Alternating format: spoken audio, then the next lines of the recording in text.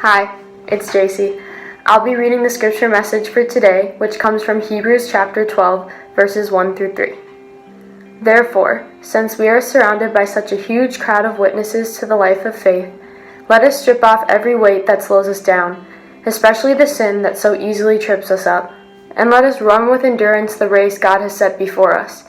We do this by keeping our eyes on Jesus, the champion who initiates and perfects our faith.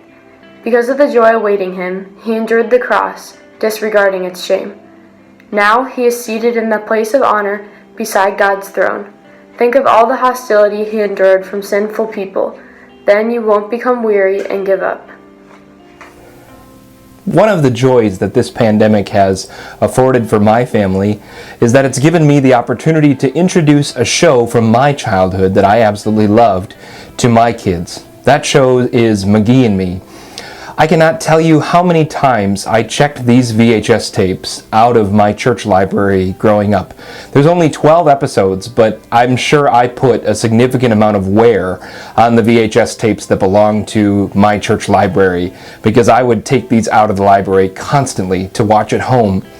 The show is about a young boy named Nick growing up in school, and he draws. And he draws this character named McGee, who becomes his somewhat of an imaginary friend to Nick.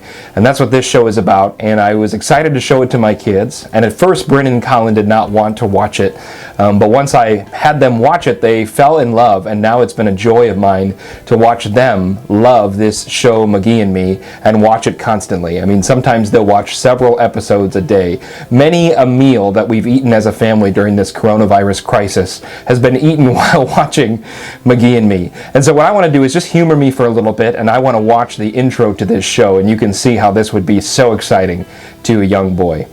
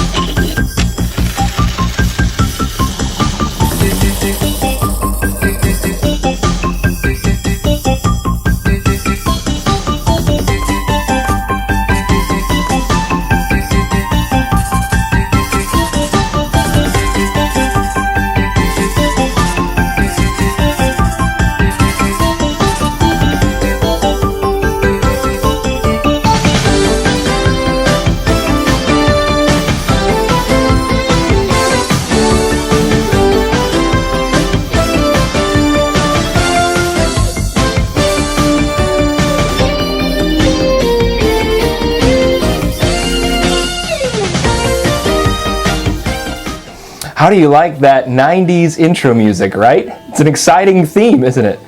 And how amazing was Nick? He was the total package, man. I mean, he could draw well. He had all these cool inventions in his room. Look at the cool machine that he put together to just sharpen his pencil in the gumball machine. How awesome was that? I absolutely loved this show as a kid, and I'm going to reference this show later on in this message, which is why I'm telling you about it today. We're going to watch a clip actually from one of the episodes called Skate Expectations later on. It's about a race, that episode, about a race between the show's protagonist Nick and the bully at the school named Derek Kreider. But we'll watch that clip from that episode later on in this message. And I bring up that show, Skate Expectations and McGee and Me, because that episode is about a race, and our text in Hebrews today is about a race. I chose this text from Hebrews because it's a call to prolonged hope in the midst of despair. Last week, Saturday, we had men's group over Zoom, and as I'm listening to us share, it seemed like the common theme was, we are really sick of this. We're sick of living in this lockdown. People that we work with are sick of this. We're low on motivation right now. This crisis is starting to take its psychological toll on us. The isolation is starting to wear on us. I think it's getting harder and harder for us to put up with this way of living. And so we're getting worn down. And I'll be the first to say same to all of those feelings. Same to being worn down, same to feeling the psychological effects, same to being sick of this. I feel like this week I could start to sense the deterioration of my mind and the mental toll that this is taking. So along with all of you, I'm looking for stamina and strength. I'm looking for what it will take to endure life under this pandemic. And I was brought to Hebrews 12, verses 1 to 3. The Christians that received the letter to the Hebrews were also in need of a boost of adrenaline to keep going. These Christians were Jews who came to believe that Jesus was indeed the Messiah, and because they proclaimed Jesus as the Messiah, they were starting to experience persecution and hostility from the culture. They started to pay a price for their faith in Jesus, which left them a tempting choice. Many of these Jewish Christians begun to weigh what they believed and thought, well, if it's my belief in Jesus that's causing all this hostility, it's a pretty tempting thought to just forego my belief in Jesus, or forget about that part, forget Jesus as the Messiah, and just go back to Judaism, and then the persecution is gone. If faith in Jesus was the cause of the persecution, why not just cut that out and go back to Judaism and all the problems are solved? But the author of Hebrews is giving them a shot of adrenaline. He's saying, no, faith in Jesus is critical. Faith in Jesus, in fact, is what all of your Judaism points towards. Don't leave that behind. The author of Hebrews is saying, Jesus is who it's all about, and Jesus never promised it would be easy. Jesus is so worth all of the persecution and the hostility that you're experiencing in your life right now. Which brings us to chapter 12, where the author of Hebrews compares the life of following Jesus to a race. The author has just finished chapter 11, and we know that as the Hall of Faith, where he names all of these huge, big-name people in the Bible who were faithful and finished the race well. He begins verse 12 by saying, "Therefore, since we are surrounded by such a great crowd of witnesses to the life of faith." This cloud of witnesses are all of the heroes of faith that he just mentioned in chapter 11. And now we look to these people as examples and inspiration as we run our own race of faith. I think I might just simply ask, as we look to have the stamina that it will take to endure this crisis, I might just ask, is there a follower of Jesus whose life of following Christ inspires you? Is there someone you can look to whose life encourages you to live faithfully for Christ in all of this? Is there someone who, maybe they don't have to necessarily have gone home to eternity, but is there someone who has gone before you? Someone who you look up to that inspires you? I just listened to a podcast this past week where the host of the show interviewed Franklin Graham, who is Billy Graham's son and the president of Samaritan's Purse. And, you know, Samaritan's Purse does Operation Christmas Child. And Franklin was asked about the temporary hospitals that Samaritan's Purse has been setting up in New York during this crisis. Graham and Samaritan's Purse have taken some flack for their biblical views on marriage. They believe that marriage is between one biological man and one biological woman, and they've taken flack for those views.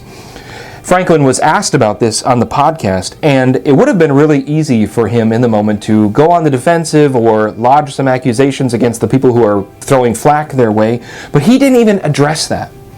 All he said in that moment was, I love people, we love people, we will help anyone, and we want to spread the love of Christ. Jesus would have helped anyone, and we want to help anyone, like Jesus did.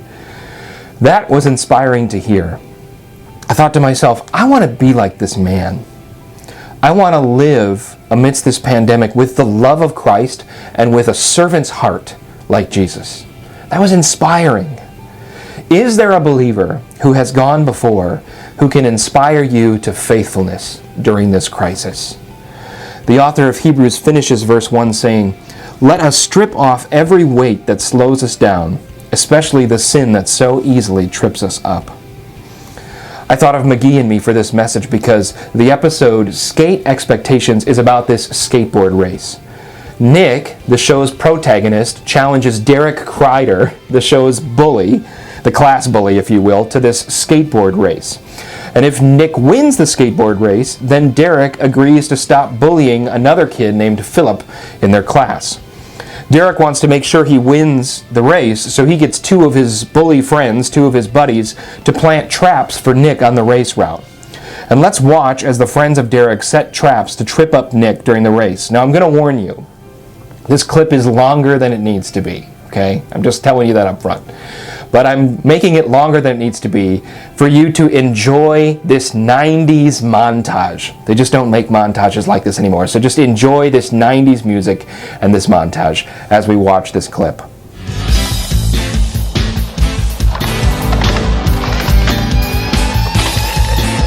It's not what you get that makes it real. When you lend a hand, it's his love you feel. You know the choice is yours. You know what you feel inside. You gotta do what's right. Listen to the voice inside. You gotta fight the fight. Stand up, do what you have to do. Stay tough, 'cause you're gonna make it through. It gets rough, but you can be sure if you give it your best, you're gonna pass the test. No matter the cost, you'll never give it up. You gotta stand up. Stand up, do what you have to do. Stay tough, 'cause you're gonna make it through. It gets rough, but you can be sure if you give it your best, you're gonna pass the test. No matter the cost, don't ever give it up. You gotta stand up.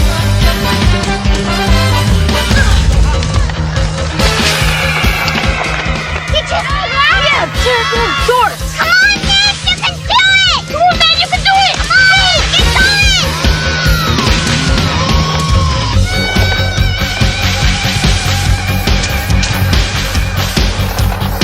All right, Nick. You gotta fight the fight. Well, thank you so much for enduring that clip. I just wanted to expose you to that glorious 90s music and share a little bit of my childhood with you. But I show you that clip because the friends of Derek put those traps to try to trip Nick up. They threw the water balloon at him and he fell off his skateboard when he slipped on the water. And then the other one put the trash bags in the ways to try to trip Nick up and get him derailed from his course or slow him down on his journey. And these entanglements that our author is talking about in Hebrews are these sins that are put in our way, these snares that are meant to trip us up. I like to think of the trash bags that Derek's friends put in the way of Nick's race. I like to think of those trash bags as these entanglements in Hebrews 12:2. What are the sins, or what are the trash bags that are put in our path that will trip us up? As this pandemic stretches on, it's going to be easier and easier to become entangled in sin. It's going to be easier and easier to run into those trash bags. Isolation lends itself to indulging in our sinful desires, indulging in those things that we would want to keep hidden. Proverbs 18 verse 1 says, "Whoever isolates himself seeks his own desire. He breaks out against all sound judgment." As we become more and more unhappy under this pandemic, it's going to be easier and easier to buy into the lie that indulging that sin will make us happy. Do not run into the trash bag. Do not buy that lie. That sin right now that looks so enticing is a bag of trash. Do not become entangled or ensnared in sin. Not becoming entangled or ensnared in sin is one of the keys to finishing the race and having stamina while we live under this pandemic. The writer of Hebrews concludes verse 1 saying, "And let us run with endurance the race God has set before us." Simply put, this is a lifelong race, not a sprint. Now, I don't want to talk to you about this because I'm not a runner, but it just so happens that we have a distance runner in our congregation. Her name is Leonai Willemse. And so I've asked Leonai if she would share with us why she prefers to run distance over sprinting. When I was younger, I used to do sprints on distance, but I decided to focus only on distance after a while. Personally, I prefer distance over sprints because the race isn't over as fast and I love the challenge that comes with distance running. I enjoy going out for an easy run or doing a hard track workout and I love how challenging distance is both mentally and physically. I love being able to push myself physically during a hard workout and mentally when I feel like giving up or when I don't believe I can do it. I think when the author of Hebrews says that this is a distance race and not a short sprint, that this is a lifelong race, I think we can relate to that as we live under this crisis and in this safe at home. So how do we endure? The Jewish Christians were getting more and more pressure for their faith in Jesus. We're here trying to isolate ourselves and stay home for an amount of time that's specified but continues to be pushed back. I mean, they just came out today that they've extended it, and so it just seems like it continues to get extended. So in reality, in many ways, it feels indefinite, like we don't know when this is going to be done. We've been under this for a month now, and there's preliminary plans for how to get out of this, but how do we endure? The author tells us in Hebrews 12:2, says, "We do this by keeping our eyes on Jesus, the champion who initiates and perfects our faith. Because of the joy awaiting him, he endured the cross, disregarding its shame. Now he is seated in the place of honor beside God's throne." Sure, we might have humans who have run the race before us that we look to for inspiration. But in Jesus, we have the perfect human, the champion who authors and finishes our faith. He is the one we look to. He is the one that we keep our eyes on. He is the one that we look to as we run our distance race and run toward that finish line. I asked Leonai if she would talk a little bit about what it takes for her to get to that finish line, or what she's thinking about as she's looking ahead to that finish line. At the end of a race, whether it's a track or cross-country race, I am so tired mentally and physically, and I have to focus on just finishing. When I am close to the finish line, I start speeding up and I just give it my all for the last stretch of the race. Most often, the thing I focus on the most in finishing is my time, especially if I know I'm having a good race and there's a good chance that I can run a new PR. We endure the hardship by looking to Jesus. We endure the crisis by looking to Jesus. We endure the mental deterioration by looking to Jesus. We endure the prolonged isolation by looking to Jesus. When we feel beaten and worn down by the crisis, we look to Jesus. Not only does he know what it's like to be in our shoes, he endured some of the worst persecution imaginable. He endured something that's way worse than what we're experiencing right now. Look at the end of verse 2 and the beginning of verse 3. It says, "Because of the joy awaiting Jesus, he endured the cross, disregarding its shame, and now he is seated in the place of honor beside God's throne." Think of all the hostility he endured from sinful people. Then you won't become weary and give up. Jesus knows what it's like to run a hard race, a hard human race full of persecution and opposition and difficulty and hardship and pain. This crisis is hard. It's hard to live like this. It's difficult to face each day isolated and stuck at home, and for some of us, without a job. These are hard times we're living in. But when we think of the difficulty that Jesus faced, it inspires us to keep going. When we think of Jesus and the opposition he faced, then we don't become weary and we don't give up. He is our extra adrenaline boost. Don't give up, church. Fix your eyes upon Jesus and keep running.